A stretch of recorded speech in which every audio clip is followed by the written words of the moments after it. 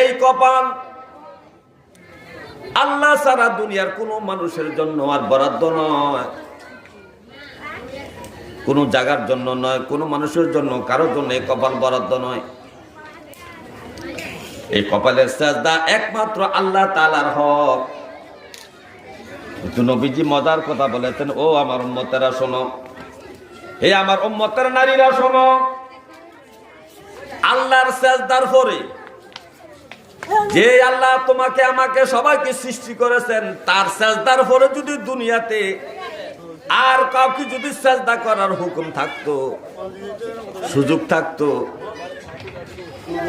তাহলে আমি দুনিয়ার সমস্ত নারীদেরকে বলতাম, সমস্ত স্ত্রীদেরকে বলতাম, ও দুনিয়ার স্ত্রীরা শোনো, প্রতিদিন তোমার স্বামীকে তুমি সাজদা করবা। তোমার স্বামীকে তুমি কেন? আল্লাহর পরে আল্লাহর হকের পরে প্রত্যেকটা স্ত্রীর কাছে তার স্বামীর হক বড়। আল্লাহর হকের পরে একটা নারীর জন্য, একটা স্ত্রীর জন্য, মহিলার জন্য আল্লাহর হকের পরে তার কাছে প্রধান হক হলো তার স্বামীর হক। আর পুরুষের জন্য আল্লাহর হকের পরে তার প্রধান হক হলো মা বাবার হক।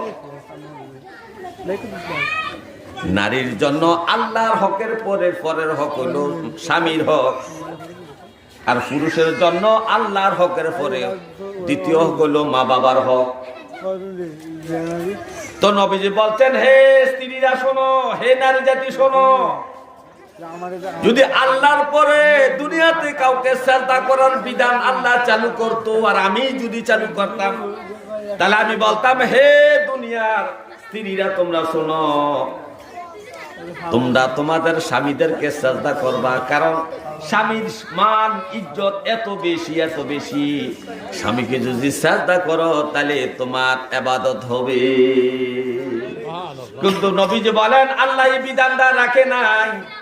এই বিধানটা না রাখার কারণে আল্লাহর পরে আর কাউকে সাজদা করা যাবে না। কোনো ব্যক্তিকে না, কোনো কবরকে না, কোনো স্থানকে না, কোনো গাছকে না, কোনো মূর্তিকে না, কাউকে সাজদা করা যাবে না।